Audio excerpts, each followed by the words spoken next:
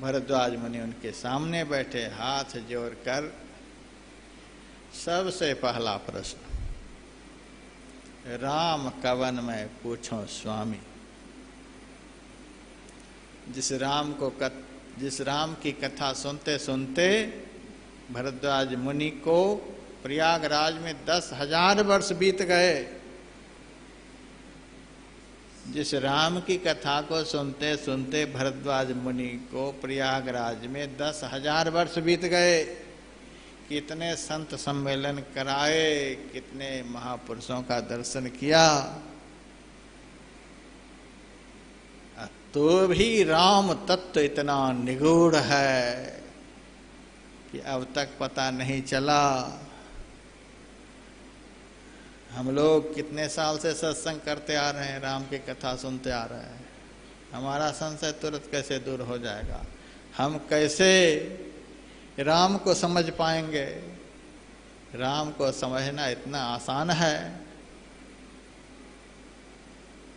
जग पे खन तुम देख निहारे, विधि हरि शंभु न चावनिहारे। तेव न जानहि मरम तुम्हारा, और तुम्हीं को जान निहारा।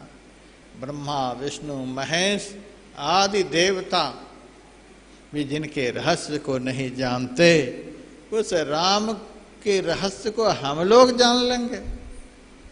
इतना साधारण है राम तत्व को जानना। भरद्वाज मुनि का पहला प्रश्न यहीं से शुरू होता है, राम कवन मैं पूछूं स्वामी। राम कवन, राम कौन है। आप लोग राम की कथा सुनने के लिए जाएं, सुनाने वाले से यही पहले पूछे, राम कौन, आप बताइए।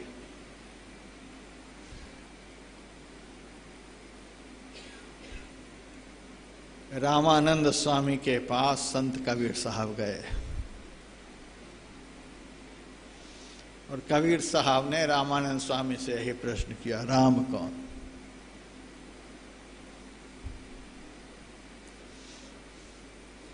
तो रामानंद स्वामी ने कहा, राम तो एक ही है, तुम क्या पूछ रहे, राम कौन। तुम कितने राम के विषय में जानते हो। कबीर साहब ने कहा, मैं तो 4 राम के विषय में जानता हूं। एक राम दशरथ घर डोले, एक राम सब घट घट बोले, एक राम का सकल पसारा, एक राम है सबते न्यारा। इन चारों में बताइए असली राम कौन। रामानंद स्वामी भी कम नहीं थे। उन्होंने कबीर साहब से कहा, जो राम दशरथ घर डोले, वही राम सूक्ष्म रूप से सब घट घट बोले। उसी राम ने सारा संसार को बनाया और वही राम संसार में व्यापक होकर सबसे परे भी हैं। एक राम है सबसे न्यारा। राम 4 नहीं, राम तो एक ही हैं। वे ही संभवामि युगे युगे, युग युग में अवतार लेते हैं।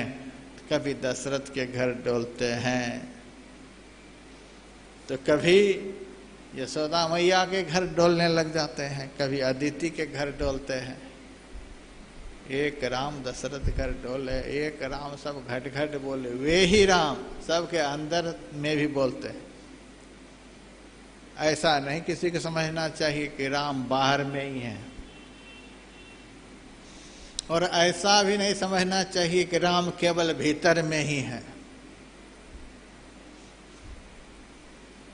ईशावास्योपनिषद का मंत्र है, तदे जति तन्ने जति तद्दूरे तद्वंतिके तदंतरस्य सर्वस्य तदु सर्वस्यास्य बाह्यतः। ईश्वर परमात्मा जो हैं वे सब में निवास करते हैं, सब जगह। वह चलते भी हैं और नहीं भी चलते, सगुण साकार रूप में चलते भी हैं, निर्गुण निराकार में नहीं चलते हैं। वे दूर से दूर हैं, अज्ञानियों के लिए दूर से दूर, इंद्रियों के लिए दूर से दूर, और ज्ञानियों के लिए, आत्मा के लिए नजदीक से नजदीक। तद्दूरे तद्दंतिके तदंतरस्य सर्वस्य, वह सबके अंदर में भी हैं, तदु सर्वस्या से बाह्यतः, और वे सबके बाहर में भी हैं।